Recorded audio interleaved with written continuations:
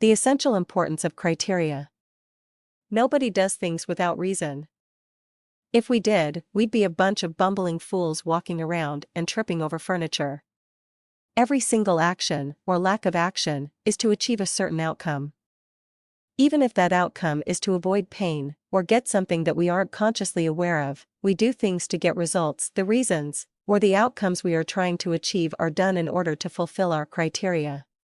You may be hungry, and you want to eat something. Whatever you choose to eat has to fulfill some kind of criteria. Must be cheap. Must have meat. Must not have meat. Must be available in the fridge. Must be healthy. Must not have carbohydrates.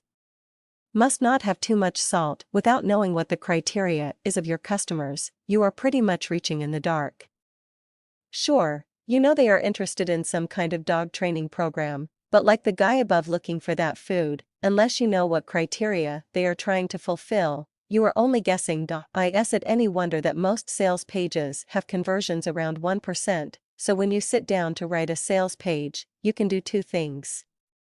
You can figure out as many benefits of your product as you possibly can, and list them in as many ways possible. This is what most people do. This is why most people struggle with online marketing. Because they are really only guessing about what their customers are after, they don't get a lot of bullseyes. On the other hand, you can do some real research into your customers. In the old days of print advertising, this was exceedingly difficult. You had to spend much more than you spent on advertising just to get some kind of information. It was a lot cheaper just to run a bunch of ads and see which ones worked, but these days, you've got all the information you need at your fingertips. Forums, social media, message boards, and all kinds of blogs have tons of free information that you can use to reverse engineer your customers. Take dog training as an example. Spend a couple weeks just trolling all the forums and blogs for people that are into dog training. Find out what makes them tick. Find out what kind of dog training products they like, and which ones they don't like. Listen in on their discussions and see what they're talking about.